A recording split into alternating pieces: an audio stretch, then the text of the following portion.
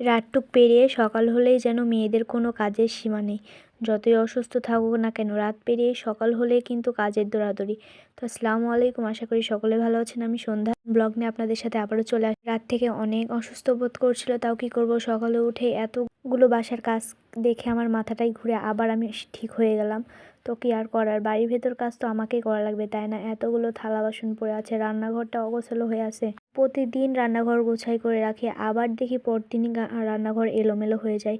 বুঝতে পারি না কেন, ভাবি যে এভাবে নিব ওভাবে নিব, কিন্তু পাড়াপাড়ির সময় যখন দরকার হয় তখন তাড়াহুড়ো করে নিয়ে নিই, তখন আবার অগোছালো হয়ে যায়। তো আর কি করব, আমার সংসার, আমাকেই তো কাজ করে রাখতে হবে, তাই না? আমি গুছিয়ে রাখি, আবার আমি অগোছালো করি। তো সকাল সকাল উঠে থালা বাসন একজোগড় ছিল, ওগুলো মেজে ঘষে ঠিক করে রাখলাম। সবজিগুলো ঠিক করে রাখলাম আলাদা আলাদা করে, আমার না হলে ভালো লাগে না একসাথে সব কিছু থাকলে। এতগুলো থালা বাসন, যত জিনিসপাতি ঘাটাঘাটি করি সব কিছুই বাইরে। আসলে ভাবি যে এত জিনিসপাতি ঘাটাঘাটি করব না, তাও হয়ে যায়। আজকাম সেরে আবার রান্নাও করতে হবে, তো রান্নার প্রস্তুতি নিলাম। তো কালকে পুঁইয়ের বিচি নিয়ে আসছিলো, তো পুঁইয়ের বিচিগুলো আমি ভাবছি রান্না করি, কারণ বছরের প্রথম নতুন জিনিস। পাকাও ছিল কাঁচাও ছিল, তো আমি সবগুলোই মানে ডাল শুদ্ধি ছিল। আসলে আমাদের বরে এগুলো হয়েছে, তে নষ্ট হয়ে গেছে, তার জন্য ভালোভাবে সব কিছু কেটে নিয়ে চলে এসছে আমার শ্বশুর। মানে গাছটাই কেটে নিয়ে আসছে, তাই পাতার মধ্যে ছিল, তো ভালোভাবে বেছে নিছি। আধ পাকা ছিল, মানে অনেকগুলো পাকাও ছিল আবার অনেকগুলো কাঁচাও ছিল। তো সবগুলো সুন্দরভাবে পরিষ্কার করে নিচ্ছি। পরিষ্কার পরিচ্ছন্নতা না হলে তো ভালো লাগে না, তাই না? তো পাতাগুলো আলাদা করছি, বিচাগুলো আলাদা করছি, তারপরে এগুলো কাটাকাটি করব আমি। পুঁইয়ের বিচি আমাকে অনেক ভালো লাগে, এগুলো আমি পাকা হলে বেশি স্বাদ লাগে, কিন্তু কাঁচা আছে, তাও এখানে মাঝখানে অনেকগুলো পাকা আছে, এগুলোও স্বাদ লাগবে খেতে।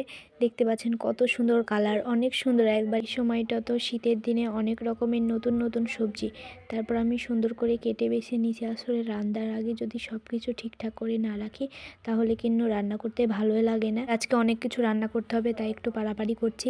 আর যেদিন ভাবি যে কাজ আজকে করব না, কি শরীরটা একটু খারাপ, এই দিনই যেন চারিদিক থেকে কোনো না কোনো বেশি কাজ চলে আসে। এত কাজ যে কী করে একা সামলা। মেয়েদের সংসার জীবনে অনেক কাজ। তারপর অনেকগুলো আটা ছিল, লোকে ছাদের উপর দিব, রোদ হয়েছে, এখন তো শীতকাল, অনেক পিঠাপুরির সময়, পিঠা খেতে তো আটা লাগবে, তাই না? এগুলো কালি সাজের বেলা আমি যাতাই পিষেছি। আমাদের অনেকগুলো আটা পিষা লাগে, কিন্তু এগুলো আমরা মেলে পিষি না, হাতেই যাতাতে পিষি, তাহলে পিঠাটাও কিন্তু সুন্দর হয়। তারপর ছাদের উপর দেখছেন আমাদের দুইটা ছাগল আছে, সারাদিন ছাদের উপর উঠে পরিষ্কার করে রাখিছিল। তারপর আমি সুন্দর করে ঝাড়ু দিয়ে আটাগুলো মেলে দিচ্ছি। ছাদের উপর অনেক রোদ ছিল, এখন শীতের দিনে রোদটা কিন্তু অনেক মিষ্টি মিষ্টি, অনেক গায়ে লাগে না। আসলে শীতের সময় ঠান্ডা, তো তার জন্য রোদটা তো গায়ে লাগে না। তো আটাগুলো ভালোভাবে আমি পাতলা করে মেলে দিচ্ছি, না হলে তো আবার শুকাবে না। রোদ আছে কিন্তু রোদের কোনো তাপ নাই। সারাদিন এখানেই থাকবো, একদম বিকাল টাইমে নিয়ে যাব। তো ওগুলাও আটা, কিন্তু ওগুলাও সুজি থেকে হয়েছিল, তার জন্য আলাদা করে রাখছি। শাশুড়ি আম্মা বলেছে একসাথে নামিয়ে সাথে, তাই কেন আলাদাভাবে রেখে দিয়েছে। তারপর আমি গাবলাগুলো উল্টে করে রাখছিলাম।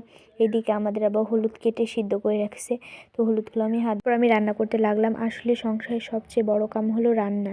রান্নাটা করা থাকলে এই কাম ও কাম করে এসে রান্নাটা মানে খেতে পারে, আর রান্না না করা থাকলে মনে হয় কোনো কামই হয় না। তারপর আমি ভাতটা হয়ে গেছে, তারপর আমি এই তো পুঁই মুচড়গুলো চড়াই দিলাম। আসলে পুঁই মুচড়গুলো ঢেলে তেলে দিতে হয়, তার জন্য এমনি চড়াই দিলাম। চড়াই দেওয়ার পর লবণ, মরিচ, হলুদ, আদা রসুন বাটা সব কিছু দিয়ে দিলাম। আসলে মেয়ে মানুষকে রান্না কি শেখাবো, আপনারা সবাই মোটামুটি রান্না ভালোই জানেন, আমি যেভাবে রান্না করছি সেটাই বলছি। তো সব মশলাপাতি দিয়ে আমি এটা ঢেকে রাখলাম, তারপর একটু নেড়ে চেড়ে দিলাম। পুঁই মুচি যখন পাকা হয় না, তখন কিন্তু আলুগুলো অনেক লাল হয়ে যায়। এখানে আমাদের অর্ধেক পাকা ছিল আর অর্ধেক কাঁচা ছিল, তার জন্য আলুগুলো অত লাল হয়নি। তাও শেষের পর্যায়ে দেখছি আলুগুলো অনেক সুন্দর হয়ে গেছে, একদম লাল আর বালু বালু হয়। আমার কিন্তু এই আলুগুলোই খেতে অনেক ভালো লাগে। তো অবশেষে হয়ে গেছে, তারপর আমি ঢেলে নিলাম। ঢেলে নেওয়ার পর এগুলো তেলে দিব। পেঁয়াজ কুচি, রসুন বাটাও দেয়, কিন্তু রসুন বাটায় কিন্তু আমার গন্ধ লাগে, তার জন্য আমি খেতে পারি না। তার জন্য শুধু পেঁয়াজ দিয়ে আমি তেলে দেবো। আমার চুলাতে রান্নাতে আমার অনেক কষ্ট হয়, আসলে ভিজা হয়ে থাকে আর রোদের মধ্যে বুঝতে পারছেন কি অবস্থা। আসলে মেয়ে মানুষদের কিন্তু সংসার জীবনে অনেক কষ্ট করা লাগে, একটু কষ্ট না করলে তো শান্তিতে থাকা যায় না, তাই না? যত কষ্ট করবেন, ধৈর্য ধারণ করবেন, একদিন আপনার জীবনও সুখের হবে। তারপর আমি একটু জিরে দিয়ে দিলাম। আমরা সব কিছু তেলে দেওয়ার সময় কিন্তু জিরেটা খাই। তো তারপর তেলে দিলাম, দেখতে পাচ্ছেন সুন্দরগুলো আলুগুলো লাল হয়ে গেছে। আলুগুলো আমি একটু ঘ্যাঁটা করে দিই যে নরম নরম হয়। তারপরে তো আমি ডিম ভাজবো, শুধু এক তরকারি আজকে রান্না করব। আসলে ডাল করা ছিল, ওগুলো ডাল গরম করব, এই তো ডিম ভাজতে লাগলাম। ডিমটা ভাজা হয়ে গেলে আমি সব কিছু একবারে ঠিকঠাক করব। আসলে বাড়াবাড়ি করে কাজ করতে হয় আমার সোনামণিটাকে অন্য কারোর কাছে দিয়ে। রান্না আমার শেষ, এই তো আমি টেবিলের উপর সব পরিবেশন করলাম আজকের রান্না। তো আজকের ভিডিও এতটুকু পর্যন্তই। আল্লাহ হাফেজ সবাইকে।